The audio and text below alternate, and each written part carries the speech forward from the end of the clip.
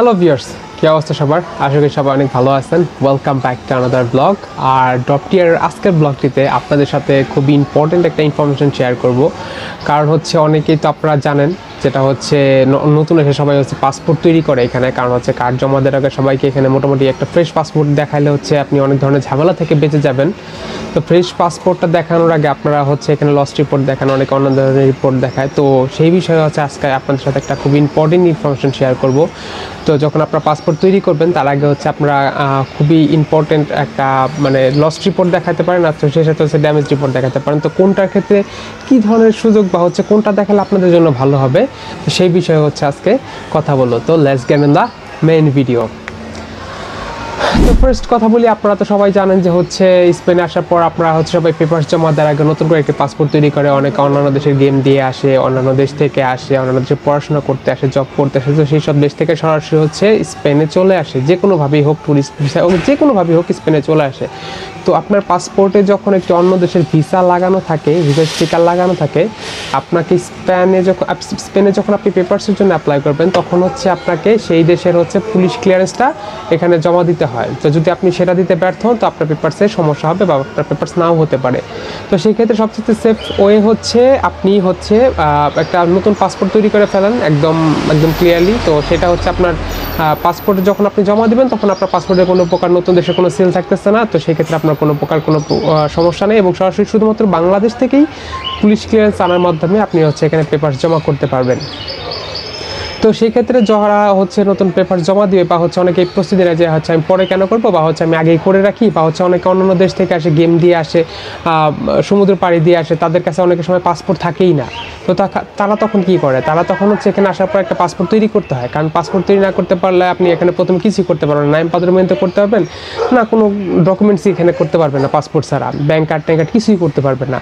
তো সেই ক্ষেত্রে অনেকে হচ্ছে এখানে যাদের ক্ষেত্রে পাসপোর্ট থাকেই না, তারা তো হচ্ছে শুরুতেই লস পাসপোর্ট দেখায় যে আমার পাসপোর্ট নাই, একটা লস পাসপোর্টের একটা ডকুমেন্টস নিয়ে সেখানে হচ্ছে মাদ্রিদে গিয়ে সেখানে হচ্ছে পাসপোর্টের জন্য আবেদন করে নতুন একটা পাসপোর্ট তৈরি করে। এটা গেল হচ্ছে যাদের কাছে একদম পাসপোর্ট থাকেই না তারা। আর অনেকেই আছে যারা হচ্ছে অন্য দেশ থেকে ভিসা নিয়ে, ট্যুরিস্ট ভিসা নিয়ে আসছে, বা অন্যান্য দেশের ভিসা আছে সরাসরি এখানে চলে আসছে। তারা কি করে, তারাও অনেকে লস পাসপোর্ট দেখায়। তাদের একটা অ্যাডভান্টেজ আছে, তাদের কাছে যেহেতু পাসপোর্ট আছে এবং এই পাসপোর্টটা বিভিন্ন ক্ষেত্রে অনেক বেশি দরকার হয়ে পড়ে, হুট করে আপনার এমন একটা প্রয়োজন হয়ে গেল যে যখন হচ্ছে আপনি লস পাসপোর্ট দেখাইছেন, কিন্তু লস পাসপোর্ট দেখানোর কারণে ওই পাসপোর্টটা হচ্ছে অকার্যকর হয়ে গেছে। আপনি যখন কোথাও যাবেন, আপনি মনে করেন যে হচ্ছে একটা লস পাসপোর্ট দেখালেন, বা হচ্ছে আপনার এখন একটা ব্যাংক কার্ড করা প্রয়োজন, বা হচ্ছে ব্যাংক কার্ড করতে যাবেন, তো তখন আপনাকে একটা সাথে একটা পাসপোর্ট নিয়ে যেতে হবে। তো আপনি যখন পাসপোর্ট নিয়ে যাবেন তো ওদের কাছে কিন্তু ডকুমেন্টস অলরেডি রয়ে গেছে যে হচ্ছে আপনার এই পাসপোর্টটা লস্ট বা হচ্ছে হারাই গেছে, বা যে কোনো কারণে হোক আপনার কাছে নাই পাসপোর্টটা। তো তখন যখন আপনি এই পাসপোর্টের এগেনস্ট একটা ডকুমেন্টস তৈরি করবেন, তখন কিন্তু আপনার ভবিষ্যতে পেপারস করতে গেলে বা হচ্ছে ভবিষ্যতে আপনি কোনো প্রকার সমস্যার সম্মুখীন হতেও পারেন, হবেন যে এর কোনো 100% গ্যারান্টি নাই, তবে সমস্যার সম্মুখীন হতেও পারেন। তো সেই রিস্কটা হচ্ছে আপনারা কেন নেবেন? তো আপনারা যখন লস পাসপোর্ট দেখায় ফেলবেন, সেই পাসপোর্টটা নিয়ে আপনার বাইরে যাওয়া হচ্ছে আপনার জন্য রিস্ক। আপনি সেই পাসপোর্টটা নিয়ে যদি যখন বাইরে যাবেন, পুলিশ যদি সামহাও আপনাকে ক্যাপচার করে ফেলে, তখন তো হচ্ছে আপনার জন্য একটা বিশাল বিপদ হয়ে যাবে যে আপনি লস পাসপোর্ট দেখাচ্ছেন কিন্তু আপনার কাছে স্টিল পাসপোর্ট আছে, তার মানে আপনি একজন ফ্রড বা প্রতারক হিসেবে গণ্য হবেন। সেই ক্ষেত্রে আপনার পেপারসে অনেক সমস্যা হতে পারে।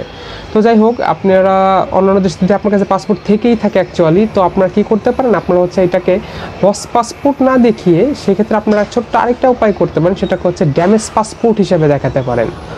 ড্যামেজ পাসপোর্ট হিসেবে আপনারা যখন এটাকে দেখাবেন তখন হচ্ছে আপনার পাসপোর্টটা সামহাও আপনি যদি নিজেও একটা ক্ষতি করে ফেলেন, সেটাও একটা ড্যামেজ হিসেবে গ্র্যান্ডেড হবে যে হ্যাঁ আমার পাসপোর্ট ড্যামেজ হয়ে গেছে। তো ড্যামেজ রিপোর্ট দেখানোর মাধ্যমে আপনারা হচ্ছে নতুন করে একটি পাসপোর্ট তৈরি করতে পারবেন।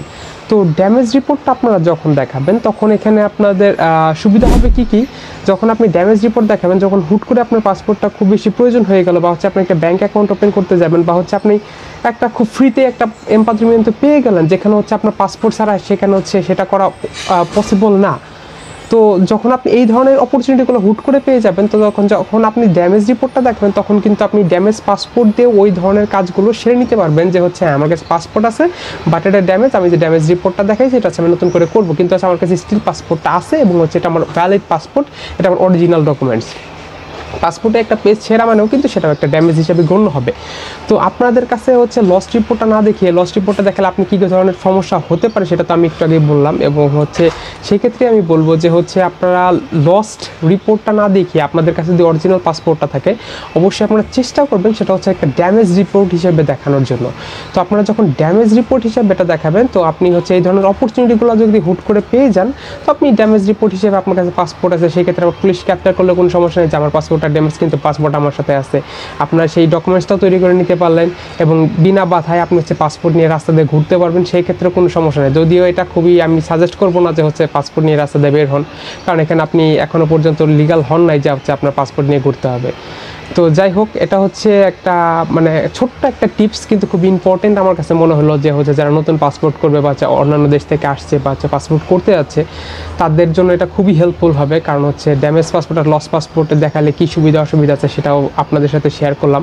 আপনারা যখন নতুন করে করতে যাবেন তখন এই পন্থাগুলো অবলম্বন করতে পারেন। তো এই ছিল হচ্ছে ওভারঅল আপনাদের সাথে একটা ছোট্ট ইনফরমেশন শেয়ার করা। ভিডিওটা যদি ভালো লাগে অবশ্যই লাইক করবেন, আর হচ্ছে যারা যারা নতুন আসতে চাচ্ছে তাদের সাথে শেয়ার করতে পারেন, বা হচ্ছে যারা নতুন এসেছে তাদের সাথেও শেয়ার করতে পারেন, তারা যাতে একটু সচেতন হতে পারে। আর এই ধরনের কন্টেন্ট যদি আরও দেখতে চান আমার চ্যানেলটাকে সাবস্ক্রাইব করবেন। আর নতুন আরও কী বিষয়ে হচ্ছে আপনারা ভিডিও দেখতে চাচ্ছেন সেই বিষয়ে হচ্ছে আমাকে কমেন্টস করতে পারেন। আমি চেষ্টা করবো আপনাদের কমেন্টসের উপর ভিত্তি করে হচ্ছে ভিডিও তৈরি করার জন্য। এবং আমার পরবর্তী ভিডিও একটা আসতেছে, হচ্ছে নতুন এক ভাই আসছে, তিনি হচ্ছে গেম দিয়ে ইতালি থেকে স্পেন আসছে। তো সে কিভাবে আসছে, সে কোন পন্থাগুলো অবলম্বন করছে, বা লাস্ট একটা ওভারঅল একটা ইন্টারভিউ নিয়ে আমার একটা নেক্সট ভিডিও আসছে। আপনারা যদি ভিডিওটা দেখতে চান অবশ্যই আমার চ্যানেল থেকে সাবস্ক্রাইব করে আমার পাশে থাকবেন। দেখা হবে নেক্সট কোনো ভিডিওতে, সে পর্যন্ত স্টে টিউনড।